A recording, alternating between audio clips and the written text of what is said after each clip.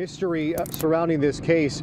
One of the suspects, or actually two of the suspects, are juveniles, and we don't know their identity as of this point. But the third suspect is a local 18-year-old young man from Palos Verdes, who the LAPD says was involved in what they're describing as a gang murder in South LA. The murder happened the afternoon of October 1st in South LA. One of the suspects, 18-year-old Cameron Terrell, seen here on his Facebook page, now facing 1 count of murder and 2 counts of attempted murder.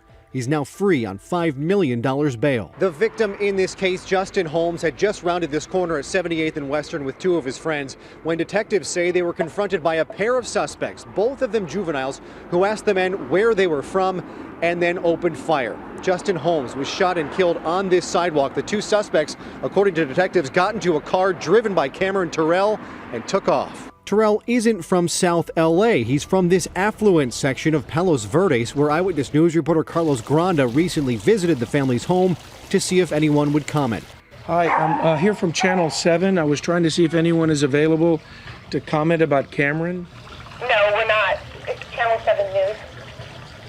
No, we're not. Cameron was a really sweet kid. He definitely knew how to make you feel welcome. We also went to Palos Verdes High School, where several students told us they've known Cameron Terrell for years. I only knew him, middle school, elementary school. Those times I didn't really get a chance to connect with him in high school, so hearing about this was just very, very, very interesting and unexpected. School administrators also came out but declined to comment. I don't know any information. Okay. All right, thank you. Photos on Terrell's Facebook page don't appear to show a young man in trouble, but according to the criminal complaint, there are allegations this murder is connected with gang activity. Now, we reached out to Cameron Terrell's attorney tonight, who offered no comment at this time. As for the 2 juvenile suspects who were arrested along with Terrell, they are currently being transferred to adult court, so hopefully in the near future we will find out their identities and more information on how they were involved. In a case that's creating a lot of outrage. An affluent high school student was allowed back in class even though he's charged with murder. Parents showed up this morning to find out why he's not being suspended. CBS 2's Jasmine Veal is live at Palos Verdes High School. So Jasmine, did he show up today? No, I just talked to parents who just spoke with the principal inside the high school here and told me that 18-year-old Cameron Terrell is not even here at school today, or possibly the rest of the week, because now district officials are trying to work out some sort of solution with his parents on an education moving forward. And it's still not the permanent suspension these parents want after Terrell's family posted $5 million bail for him to be out on murder charges. We are here to say this child man, he's 18, does not belong in school with our children, with our 14-year-olds, with our 15-year-olds. He presents a danger to them. Sandra Valeri was one of the upset parents who gathered outside Palos Verdes High School this morning. On campus, extra police officers patrolled the grounds. It's where 18-year-old Cameron Terrell has been attending class for the last few weeks after posting bail. He and 2 other teens were charged with murdering 21-year-old Justin Holmes in a gang shooting last month in South LA. I don't think anyone really expected him to do what he did. Terrell comes from an affluent Palos Verdes family and appeared in this rap video a few months back. Rod Ueda's daughter is a freshman at Palos Verdes High. This is a firestorm coming. I mean, the law supports that you cannot allow this to happen. As a former police chief, Ueda says he worries about gang retaliation here at the school. He says the education code allows the district to suspend the student. Melvin Farmer drove all the way from LA. He's with the River of Life Ministry. He says he knew the victim, who was not in a gang. I fear that 2 juveniles were driven by an adult and they're sitting in jail rotting while we got somebody out that's privileged. I have seen him back. You have? I'm surprised that they would let him back. And while some in this affluent beachfront community are asking parents not to rush to any judgment, the frustration only seems to be growing at the lack of action by the district. LAPD says that Terrell is the alleged getaway driver in all of this. The other 2 juveniles are expected to be tried as adults, and they'll be arraigned, Jeff and Sharon, later this month. Story we've been covering for several days now, and after nearly a week of deliberations, the verdict is in for a former Palos Verdes high school student on trial for murder. 18-year-old Cameron Terrell has been found not guilty. He was acquitted today of first-degree murder and 2 counts of attempted murder. Terrell was accused of being the getaway driver in the deadly shooting of an innocent pedestrian in South LA last October. Prosecutors say Terrell had become friends with gang members. His defense argued that he did not know the intentions of his passengers that night or that they were armed. The prosecution argued that Terrell led a double life, wealthy white high school student by day, would-be gang member at night. Again, Cameron Terrell acquitted of all charges. 2 other teens have also been charged in the murder of 21-year-old Justin Holmes. We begin tonight with breaking news. A jury has reached a decision in the murder case against a former Rancho Palos Verdes high school student. The case made headlines when the teen admitted he was the getaway driver and got out on bail. CBS News' Juan Fernandez is live in our newsroom at this hour with the jury's verdict. Juan? Well, Jeff Crystal, the jury found Cameron Terrell not guilty of all counts in last year's deadly shooting in South Los Angeles. It is a blow to the prosecution, who said despite his affluent background, Terrell ran around with known gang members. Jurors also found Terrell not guilty of 2 counts of attempted murder of 2 other men who were not injured in the shooting that killed 21-year-old Justin Holmes. He was gunned down last October by 2 juvenile suspects that drove away in a black Mercedes. A detective testified Terrell admitted he was the driver. The defense said his client didn't know anyone was going to get shot. He argued Terrell's instinct was to drive away when his friends ran back to the car. During the trial, prosecutors showed video they say Terrell took of his friends kicking candles at the victim's memorial. Today, Terrell had this to say. I'll say rest in peace, Justin Holmes. He shouldn't have died that day. And, I pray for his family every night. This been weighing on me every single day of my life. I don't have to explain myself to anyone. God knows what really happened that day, and God knows what was in my head that day. The case made headlines when Terrell's wealthy family posted $5 million bail, and he returned to classes at his high school. Terrell now says he plans to attend the University of Houston and go to law school. Hi guys, welcome back. Another episode of Greenlit Gang TV. Appreciate you guys checking out the video. Really excited to bring you guys this topic today. This gentleman, we're going to be talking about Cameron Terrell from Palos Verdes, California. If you don't know the name right off the top, he was the infamous high school kid, not really a kid, technically he was 18, that joined the Rollin 90's Crips, even though he was from Palos Verdes. So if you know anything about that place, that's a very affluent neighborhood. Lived in a multi-million-dollar home, had everything afforded to him, everything he could ever want, but decided to run away from home, made some friends at the Jesse Owens Park down there in South Central, and basically was put on. And from there, actually started a life of crime, was involved in a shooting that took the life of a young man. And his case made national headlines for the reasons you would, kind of assume. One, younger group of kids. The gentleman that passed away wasn't a gang member. And we're going to get into this more. I'm just giving you a little background. 2, Cameron Terrell was obviously white. And we're going to get into the details of the case and why it caused a lot of outrage, why there's a lot of differing opinions on this. So we're going to get into it today. I'm going to give you my opinion on the case. And I'm just excited to talk about this one. I really, really am. Did a lot of research, took some extra time, and just super interesting. So Cameron Terrell, born in 2000, went to Palos Verde High School, lived in the Palos Verde area of California in a $1.8 million home. Parents were extremely successful, all right? It's basically, Palos Verde is south of South Central Los Angeles, all right? It's, like I said, it's a affluent neighborhood, kind of on the water. Just do a simple Google search and you'll see what I'm talking about. You don't just live there if you're not, making some money. You're not just able to live there off a basic minimum wage job or just off a basic income. You've got to be earning some serious dough. Like I said, he grew up in a $1.8 million home.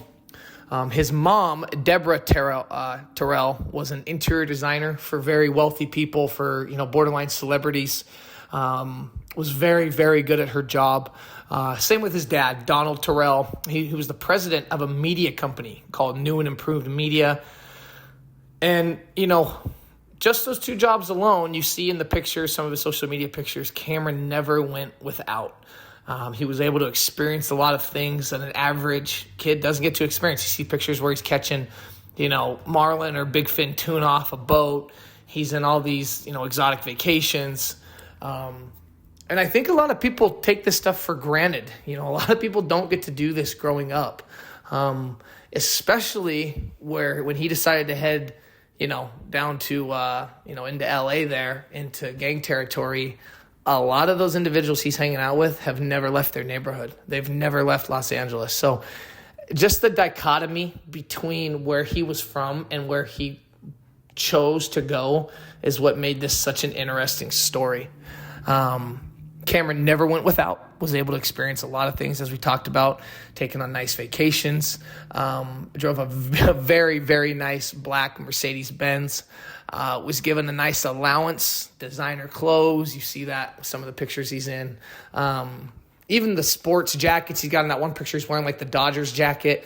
If you know anything about like sports gear, that's probably a $120 jacket. You know, the jeans he's got on, the shoes, like that's $200-300 worth of clothes on. And he's probably just wearing that, and he's probably wearing that kind of stuff every single day, day in and day out. So living a privileged life, and I'm not quick to judge anybody because like, oh, you have a privileged life, that means you're soft or anything like that. But he clearly had everything given to him and was given opportunities that a lot of people aren't. So that's another reason why people were so blown away by the choices he made. It's like he treated this, it's like he treated what he went and did as almost like I don't know, like a video game, but like a movie. You know, it's just, you just don't see it every day. So went to Palos Verdes High School, which is a top high school. But like most teenagers, most kids, him and his parents did not see eye to eye. And there were a lot of issues that Cameron caused. He ran away. He'd be gone for days, weeks at a time. There were rumors that he was involved with drugs on a small level. You know, and when you say that, that could mean anywhere from marijuana use or alcohol use. It's hard to say exactly, but, you know, he was rebelling. Let's just keep it like that. I did the same thing, okay? When I was in high school, I did the same thing. I rebelled. Now, I didn't take it to this level, but I was smoking, I was drinking, I was partying, and I had an awesome family. I had parents that loved me, and I still chose to push back. I think everybody goes through that on some level. The thing is, what makes a lot of people upset is when you have a choice, when you have people that love you and parents that love you, and you still choose to go do wrong and commit, you know, basically commit crime. You have no business being where you're at. And that part I do get. That part I do understand, where it's like, dude, this isn't a game. This isn't fun. The people you're hanging out with in South Central, these Crip gang members and stuff, they don't have a choice. I mean, everybody has a choice, okay, right? Everybody has a choice, but their opportunities are so much less than yours. They come from such tougher backgrounds than yours. This is all they know. Whereas you see the cool stuff on Snapchat, you see the cool stuff on social media, you're watching movies, you're listening to music, and you just want to take a 20-minute drive in your Mercedes and go be in that world. So that's where a lot of people, you know, honestly get mad at him, where you get a lot of vitriol towards Cameron Terrell. So partying, rebelling, junior, senior year, this stuff ratchets up, right? Regardless, he made his way to South Central Los Angeles. He began hanging out kind of down at Jesse Owens Park. And this is where people would see him, right? People are seeing this white kid. He's hanging out down there. He's in this black Mercedes. He's kicking it with some people down there. And let's just call it what it is, right? You got a white kid hanging out with basically all black kids. He's in this black Mercedes. And people in those neighborhoods, they know who lives there and they know who doesn't live there. So he stuck out like a sore thumb. You know, he clearly stuck out like a sore thumb. He met a kid, and I could not find the kid's name. I could not get the kid's name, but he met and grew close to a kid who was from that area and basically began living with him for months at a time, and even referred to the kid's mother as mom. He started calling her mom, all right? Eventually, they're hanging out at Jesse Owens Park enough. They're hanging around. They're getting a little bit older, right? They're 17, 18. This is when a lot of these kids and these gang members come into their own. They start hanging out with Rollin 90's members. And not only does Cameron's friend get put on, but shortly after, Cameron is invited to get put on. And they end up joining the Rollin 90's Crip set, which is a very well-known, notorious Crip set in South LA.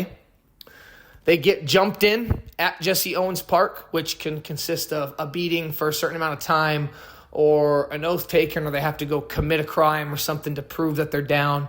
I don't know exactly what was done, but they're initiated in, all right?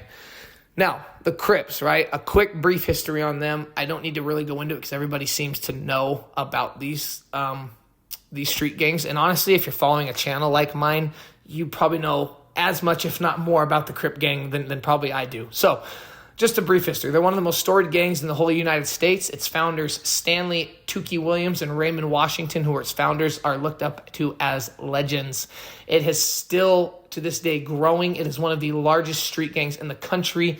They control much of South LA, but the Crips that's just like a part of culture now. The Crip, just say that. It's a one word. When you can say one word and people know immediately what it is, you're part of the culture. You're part of mainstream, right? And not just African-American culture, not just street urban culture. You're part of just the fabric of the United States, right? Because there's many layers to it. Cameron and his friend were officially jumped in. They were initiated at Jesse Owens Park. And from there, things took off. By all accounts, now this is interesting, right? By all accounts, Cameron jumped off the porch, right? And what that means is he jumped off the porch ready to go and actually got active in the streets. Now, some of you might laugh at this. Some of you might roll your eyes. Some of you might say, well, he's treating it like a game. He's treating it like a movie. But regardless, however he was treating it, right, he was getting down. And I did read and I saw a lot on this that he was committing crime. He was a part of some of this stuff. Now, people were still confused by his presence, all right, which is kind of funny to me because you got to picture this guy, and not that you see white boys, you see like in some of these rap videos where there's street neighborhood, homemade rap videos, you see white guys, you see people that are down or that grew up around these gangs and this culture and they're in, but for somebody to come, he didn't grow up down there. He wasn't like an Eminem who grew up in 8 Mile and that was all he knew. He was just the minority, the one token white guy around 90% African Americans. No, Cameron chose to come down there. So I think that gives you a little bit of an insight too on the way the youth is today and the way our culture is today, where I think 20, 30 years ago, I don't think this could have happened. I don't think a white guy could have drove down. Not that he couldn't have had friends that were African American from different areas, but I don't know if he'd have been initiated into the Rollin 90's Crip gang and taken in the way he was and allowed to go on GTA missions with them and just, become fully active. I mean, I'm like laughing. I'm picturing him treating it like that, where he jumps in his Mercedes and he's treating this like a GTA mission. So like I said, by all accounts, he jumped off the porch. He's ready to go. And he had the backing of the Rollin 90's Crips, all right? Things changed for him, and he got more serious. He got a Washington Nationals tattoo on his chest, which represents the neighborhood for the Rollin 90's Crips, Western Avenue, just a very infamous neighborhood that's associated with them. His nicknames were Milk, Bright Eyes, and, of course, White Boy, because why wouldn't it be White Boy? He was even featured, you can look this up, he was featured in a music video with different Crip sets, because that's one thing to remember, right? There are so many Crip sets. I talked about this in one of my videos with the Sereno gangs. Not that they're tied in, but you have so many different Crip sets that they come together on different things. It's like, and a lot of them do things a different way, but like I said, they are huge in numbers, all right? So this song was called the NH Anthem. And you can see him in the video with his baby blue bandana. He's kind of chilling in the middle of the pack. He's throwing up signs. He's chilling. He's got his hat on. He's kicking it. They got their arms around him. There's Cameron Terrell right there in the middle of it. So apparently Cameron was committing robberies, committing shootings, drug dealings. And we're going to get into this, right? And, this is where you don't really understand, or you don't really know if somebody of his age, which I shouldn't say of his age because he was 17, 18, so they knew what they were doing. But do I think that he thought it would result in what it resulted in? I don't know. And not just him, but anybody. Not just the white kid doesn't know any better. But the same goes for the African American, the black gang members. I don't think at that age you know any better. I think you're having a good time. It's a fast life. It's fast money. You're doing these things. You're getting respect from older guys. You're getting told from family members and friends that, hey, what you're doing is good. You're getting respect in the streets. That comes with girls. That comes with money. And then something really bad happens, like what we'll talk about here in a minute. So the 90s, the Rollin 90s have a big rival, like we talked about. There is a lot of infighting with the Crip gangs because they have so many people. Not all sets get along, okay? Now, the 90s have a big rival, the 8 trade gangsta Crips, that spans many, many years, decades, actually. And unfortunately, October 1st, 2017, 21-year-old Justin Holmes was walking down 78th Ave, which is close by the 90s territory on Western Ave. He was with 2 friends when they were approached by 2 men asking what they banged or what gang they were in. Justin Holmes was not a gang member, and you can see in the picture I put up of him, he was not a gang member. He was just a local college student who was working at a local U-Haul. If you don't know, I mean, most of you know what U-Haul is. That's where you rent the trailers and you can move your stuff, or if you move in apartments or houses. And unfortunately, wrong place, wrong time. And Justin Holmes told them, he goes, I do not gangbang. I'm not a member of anything. I'm hanging out with my friends. The 2 men didn't accept, and one pulled a revolver out and shot Justin Holmes. He ended up shooting him twice. The 2 friends with Justin Holmes fled the scene, but they came back and called for help. The shooters ran, and there's a video of it. The shooters ran to a black Mercedes and hopped in and got away. And remember, Cameron Terrell drives a black Mercedes. Holmes ended up passing away from being shot in the back. And quickly, these guys that did the shooting were able to get identified. This was a broad day assassination. One of the guys Holmes was with was able to pick out the shooter on the scene. And from there, the shooter basically kind of confessed, right? He told on, a couple of his people. And Cameron as well told, right? Cameron and his car were very well known by police. This goes back to and I'm not laughing, but it's like, God, he sticks out so bad. It's like white guy in a Crip gang with his black Mercedes. So when I read this, it's like, of course he was known by police for hanging out at the same park he was jumped into at, Jesse Owens Park. So when they see the video, well, it's like, duh, of course we know who did this. And the fact that not too many of the people drove a black Mercedes, a black Benz, they knew to go talk to Cameron. Cameron's not built like that. He's out committing these crimes. He's doing things that he thinks these guys want him to do and that he wants to do. And don't get it twisted. I'm not blaming anybody for what Cameron did. Cameron made his choices. Cameron wanted this. Cameron signed up for this. Cameron had the option to not join this gang. Cameron had the option. Cameron made that 20 to 30-minute drive from his home to that park or to whoever house he was hanging out with. Cameron could have woke up any day, even at his buddy's house. He could have woke up any day and said, you know what, man, I'm going home. And he never did. He never, ever did. So the police come and get him. They talk to him. They interview him. And right away, Cameron folds like a cheap tent. Cameron admitted to police that he was the driver and was subsequently arrested on charges of murder and 2 counts of attempted murder with gang enhancements. Now, of course, Cameron says, I had no idea they were going to shoot him. I just thought they were going to beat him up. It's all their fault. I was just the driver.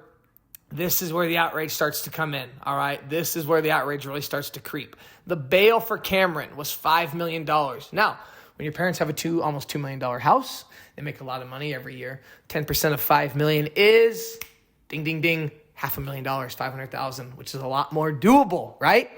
Not doable for the kids growing up in the streets of South Central Los Angeles. $500,000 for them might as well be $500 million. But for Cameron Terrell, $500,000 is doable. So Cameron's family was basically ignored and treated like lepers after they bailed him out. And then there's the thought of, now that Cameron's like, whoa, hey, just did all this. I'm looking at murder charges. I'm going back to Palos Verdes, everybody. But everybody at Palos Verdes is like, no, you're not. Keep your ass away from us. Keep your ass away from our kids. We don't want nothing to do with you. We don't want nothing to do with your parents because your parents are obviously doing something wrong to raise someone like you little wannabe gangbanger. All right? So the high school initially let Cameron come back inside. And I'm sure they let him back in because his parents, I'm sure, wrote a check or gave a nice little donation to Palos Verdes alumni. Well, that didn't last long because then you got the media out there interviewing parents. Parents are like, what the hell? This kid wants to come back to school now and what? Get my kid in a gang? And part of me is just laughing because, like, you can picture, like, all these rich, wealthy parents and this white kid. I don't know if you guys have ever seen Malibu's Most Wanted. And I shouldn't say that because it's like I don't want to judge and I don't want to run my mouth too much. But it's like part of me does think that because it's like, you picture this kid who was just at Jesse Owens Park in South Central Los Angeles gangbanging. Now he's back in Palos Verdes trying to go back to school and trying to fit back in. He probably got rid of his blue bandana. He probably started trying to dress right. And everybody's like, no, we don't want anything to do with you. So what ended up happening was it was decided that he should just finish up his classes through online courses. Now he does end up finishing school. And of course, the race card does come into play. It was a huge factor in all of this. It upset many people who said if Cameron was a person of color, then he would still be in jail and not given a bail. I'm a little torn on this. Whenever I see 18, 17, doesn't have a criminal record, was the driver, not the shooter. I mean, it was $5 million. I don't know. I kind of want to know what you guys think. Please leave a comment below if you think he should have gotten bail or not. And seriously, on this video, comment. I want to know your guys' thoughts. I want to know what you believe in. Let's get the conversation going. I love to engage in this stuff. So, interestingly enough, he hired a black lawyer. It upset many people because they were actually mad at the African-American lawyer too, Jovan Blacknell, who basically said, this is where like the defense starts to come in, right? He basically said Cameron was playing make-believe and was playing out scenes in his mind that he saw in music, video games, and movies. This is funny though. The W that was clearly a gang tattoo representing Western Ave, the Washington Nationals. And if you don't know who the Washington Nationals are, they're a baseball team. Look them up. They have a W for a logo. It's in cursive. That's what Cameron Terrell had on his chest. But the W on his chest, he said he got only because KD, or better known as Kevin Durant, was his favorite basketball player, has the same tattoo, and that it had nothing to do with the gang. I just happened to get it around the same time that I joined this famous street gang who uses that sign, but whatever. So Cameron said that he didn't know his co-defendants were planning to shoot anyone, and he thought it was just going to be a physical altercation. No way in heck do I believe that in any way, shape, or form. When you're young like that and you've got a gun on you, you know exactly what's going to go down. You guys are talking beforehand, and you're looking for a problem, and that day you found it, and everything happened that wasn't supposed to happen. Well, no, everything happened it wasn't supposed to happen, as in the fact that it's very sad what happened, but what you guys said you were going to do, you actually ended up doing, which is tragic. So, basically, Cameron denied everything, downplayed the gang involvement,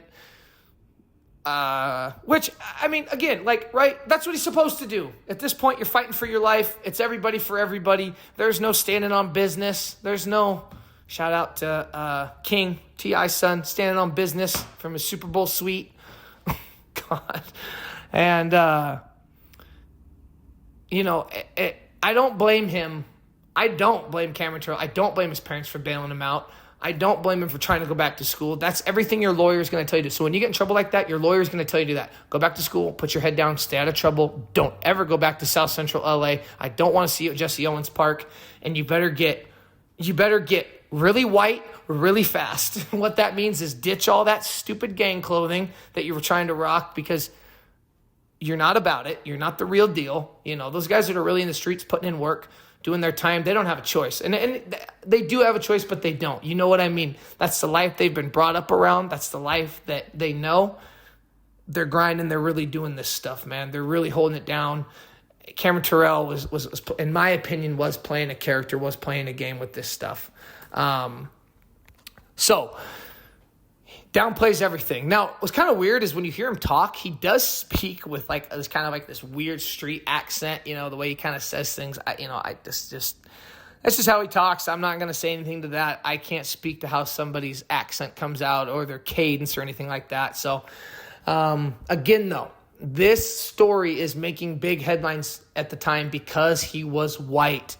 It was drawing comparisons to other cases that white individuals were charged with serious crimes where they were either exonerated or given very light sentences.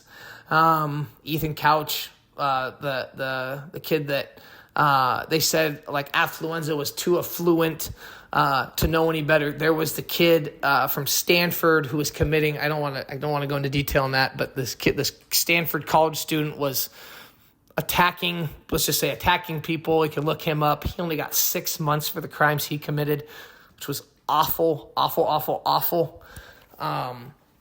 And I do believe that the race does matter. Absolutely. If it was a person of color, they would not be getting off this easily. So, Cameron Terrell takes it to trial. After a 10-day deliberation, that's a long time, a 10-day deliberation. The trial was not 10 days. This is a 10-day deliberation by jurors. Terrell was exonerated of all charges. It said when the verdict was read, the Holmes family of Justin Holmes, who was murdered, shook their heads and just walked out of the courtroom. Now, a little bit left on it. The story's not quite over. Cameron Terrell did go on to study now this is all around, he's finishing school, he's going to college. He did go on to study at the University of Houston pre-law program, and by all accounts had left the gangbanging lifestyle, he left everything behind that he'd fallen into, but he was later picked up on new charges of carjacking that were allegedly committed 4 to 5 months before the fatal shooting he was involved in. So this is what I mean by he was committing crime. He was getting down. He was putting in work, and I will give him credit for that. He was putting in work. A suspect in that carjacking said he was helped by someone named Cam with a W tatted on his chest. Cameron's lawyer, that represented him in the murder trial, also represented in this, said that it was just retaliation by the DA for them losing the murder case against his client, and that's real. You embarrass the state, you embarrass the district attorney, you make them look silly. Retaliation is absolutely real, and I do totally believe this. I didn't see an exact outcome on this case, so really hard to say because Justin Holmes' shooting happened October 1st, 2017, so this is a long time ago. I have a feeling with the fact he didn't have a record, he pled a lot of this stuff down, might have pled to some misdemeanor, got some probation, slap on the wrist.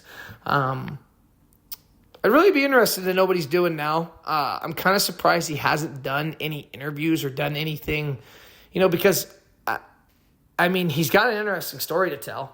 He's got people would absolutely listen to what his story is and how he got involved and some things he's got to say. Because I think what I'm covering is just scratching the surface. So anyway, but seriously, guys, on this video where race is such a factor, and that's what you get in LA, right? You go 20 minutes one way, you're in $1 million houses. You go 20 minutes the other way, you're in extreme poverty in a very dangerous territory. So I think it kind of has to be the perfect recipe, right? The perfect situation has to go down for stuff like this to happen, and in this case it did. So I just really want to know what you guys think. Please comment, like, subscribe if you like the channel. We're growing this. I spend a lot of time on this stuff, guys. I've been learning the guidelines, I'm learning the monetization, I'm learning all of it. It's a grind, but I'm not stopping. I am never going to stop. I love doing this stuff. And anyway, I appreciate any and all feedback. Until next time, have a great day.